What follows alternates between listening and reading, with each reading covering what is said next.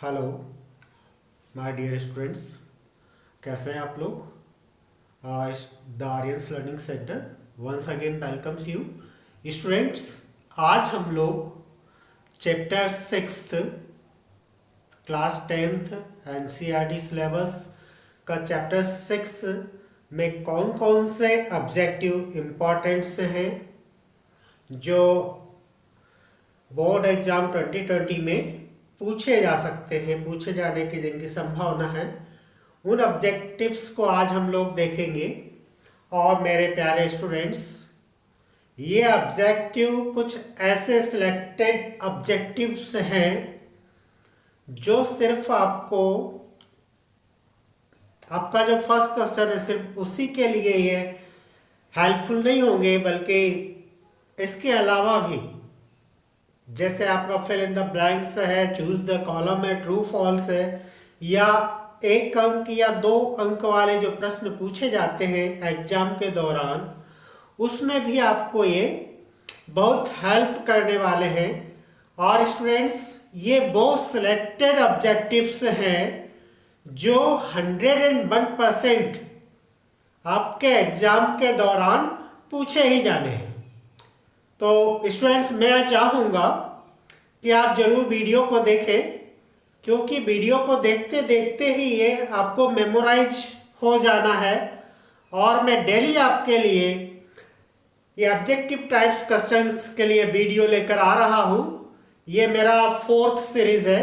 इसके पहले भी 3 सीरीज रिलीज हो चुके हैं और आप मेरे YouTube चैनल पर जाकर उन 3 सीरीज जो रिलीज हो चुके हैं उन्हें भी आप देख सकते हैं।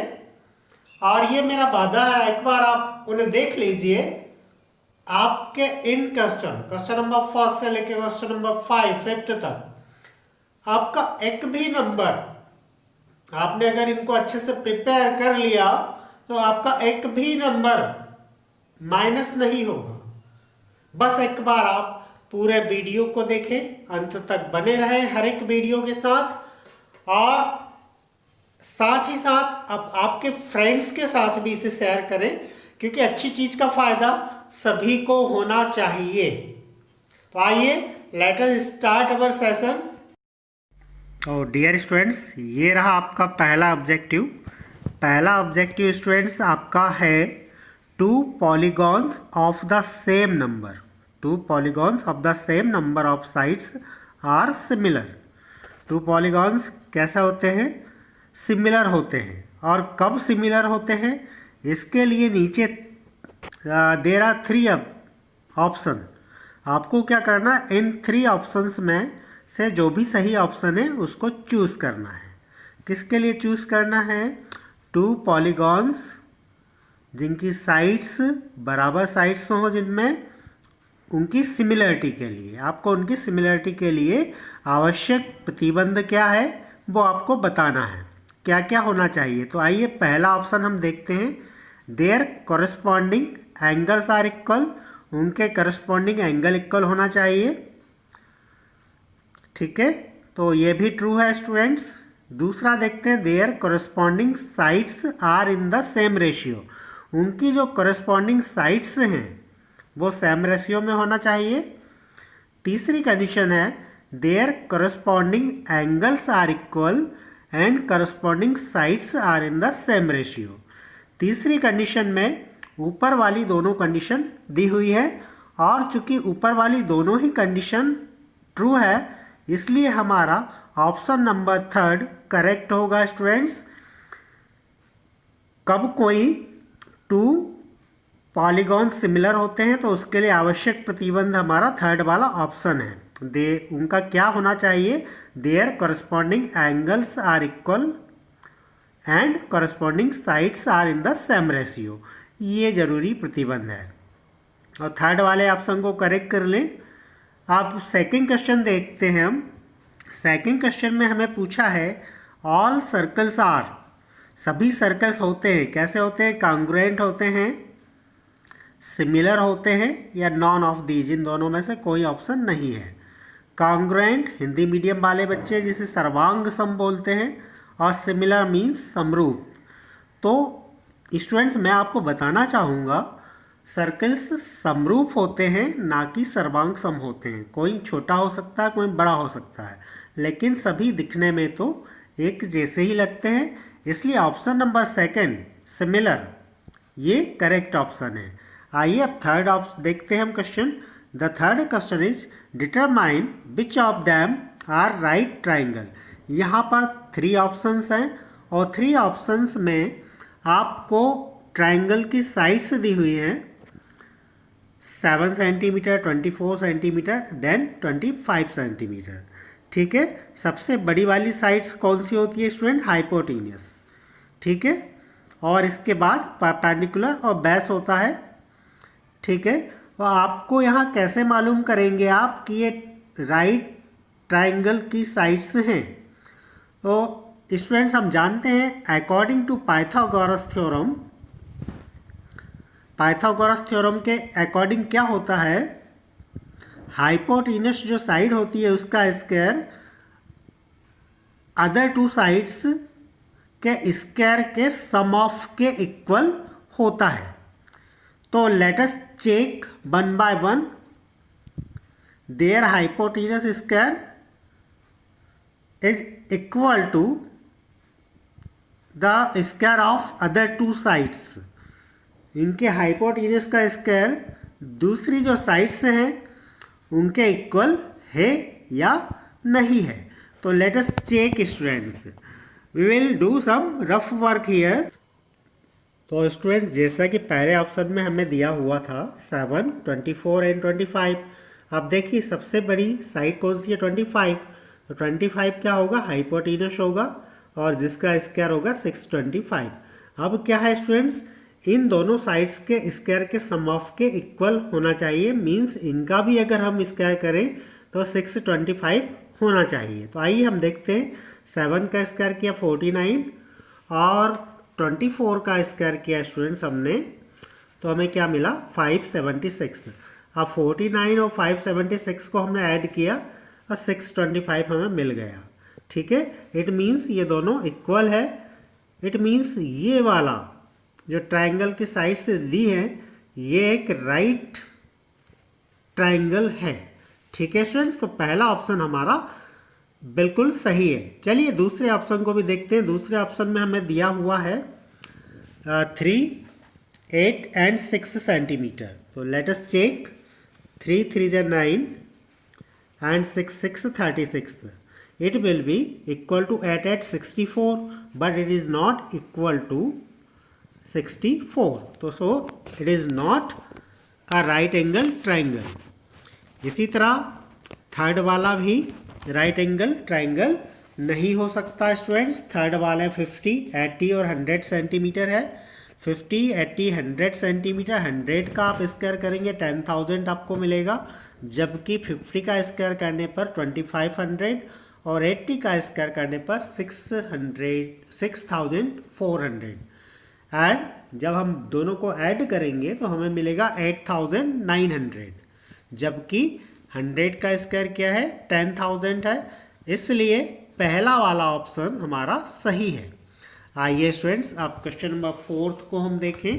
क्वेश्चन नंबर 4 में हमें दिया है इन अ राइट ट्राइंगल, एक राइट ट्राइंगल में the square of the hypotenuse is equal to the sum of the square of the other 2 sides. This is the statement of. अभी जैसा हमने ऊपर पाइथागोरस थ्योरम का यूज किया था, है ना, तो यहाँ यही पूछा है ये कौन सी थ्योरम का स्टेटमेंट है। ये राइट एंगल में हाइपोटेन्यूस का स्क्वायर जो 2 अदर साइड्स हैं उनके स्क्वायर के इक्वल होता है। तो स्टूडेंट्स आंसर आपको पहले ही मालूम हो चुका है, ये स्टेटमेंट रिलेटेड है पाइथागोरस थ्योरम से। अब आइए अगला क्वेश्चन हम देखें। क्वेश्चन नंबर 5 है हमारा। क्वेश्चन नंबर 5 में student, if a line divides any 2 sides of a triangle in the same ratio. अगर कोई लाइन किसी ट्राइंगल की 2 साइड को सेम रेशियो में डिवाइड करती है, then the line is parallel to the third side. तो वो लाइन तीसरी साइड के पैरेलल होती है। ये स्टेटमेंट किस थ्योरम का है स्टूडेंट्स? तो स्टूडेंट्स आपने आपकी टेक्स्ट बुक में पढ़ा होगा, ये स्टेटमेंट थेल्स थ्योरम का है। और अब आइए हम देखते हैं यहाँ पर ऑप्शन में क्या थेल्स थ्योरम दिया हुआ है। Pythagoras theorem, converse of Thales theorem and Thales theorem. Yes, तो यहाँ पर थेल्स थ्योरम दिया हुआ है स्टूडेंट्स, ठीक है।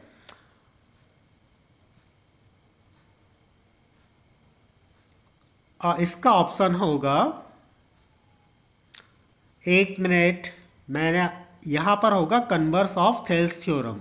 ये थेल्स थ्योरम का कन्वर्स स्टेटमेंट है।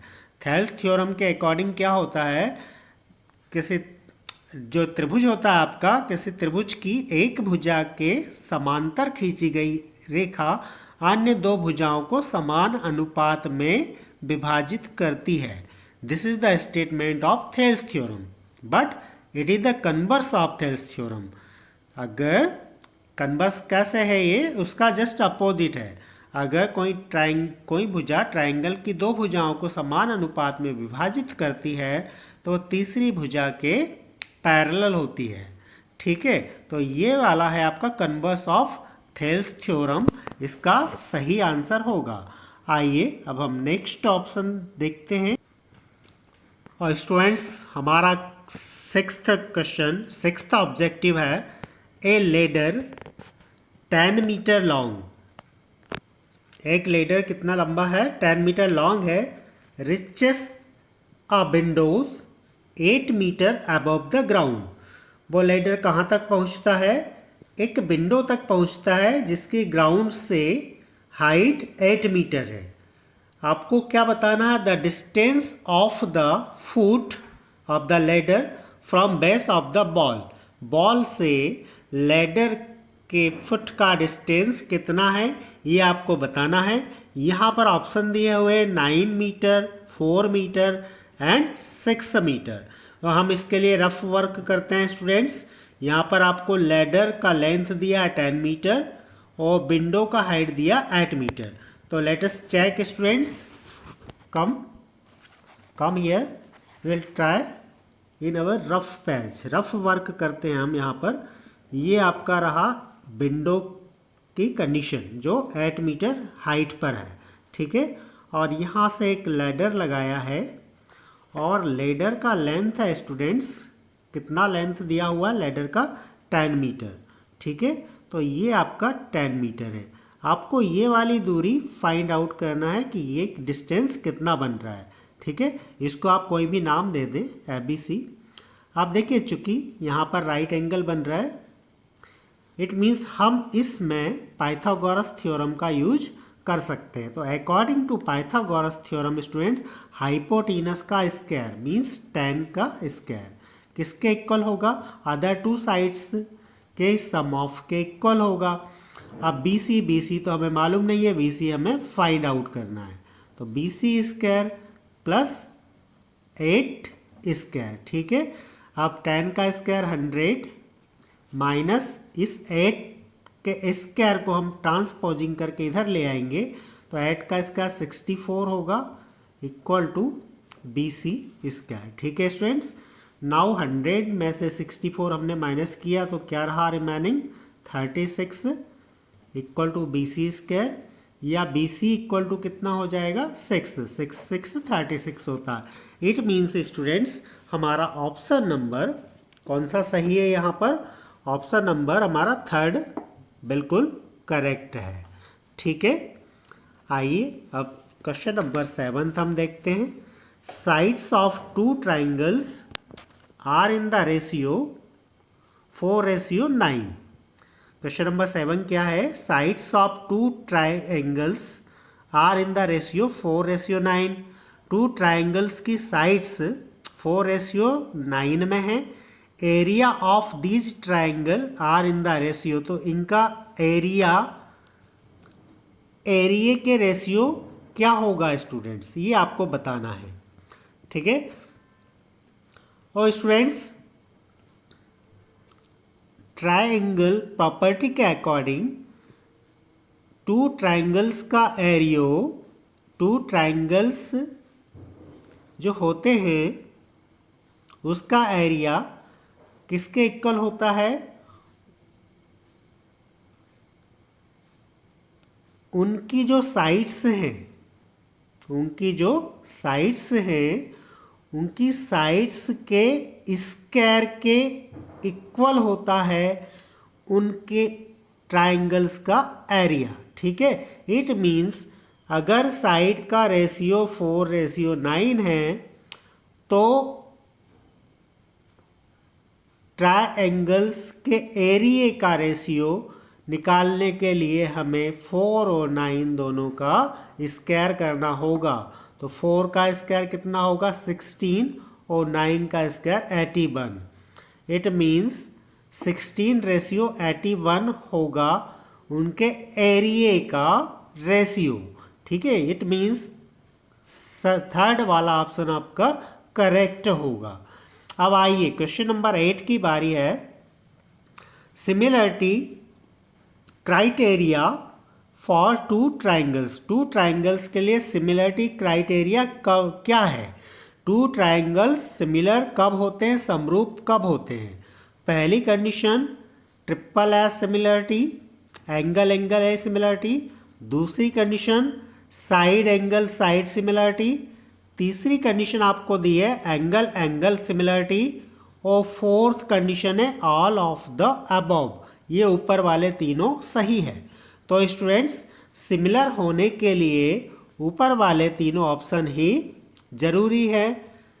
सिमिलर ट्राइंगल कब होते हैं? या तो उनके तीनों एंगल बराबर हों, या दो साइड एक एंगल बराबर हो, या दो एंगल बराबर हो। उसके सिमिलर होने के लिए आवश्यक प्रतिबंध है, इसलिए फोर्थ वाला ऑप्शन हमारा ट्रू है। अब आइए क्वेश्चन नंबर 9 के लिए हम देखते हैं। क्वेश्चन नंबर 9 है हमारा इन द फिगर। ये एक फिगर दिया हुआ है स्टूडेंट्स। इसमें एंगल ODC, OD और C सिमिलर है एंगल OBA के। ध्यान से देखिए, OBA के सिमिलर है।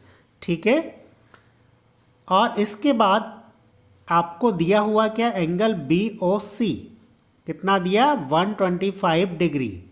ठीक है, एंड एंगल COD, CDO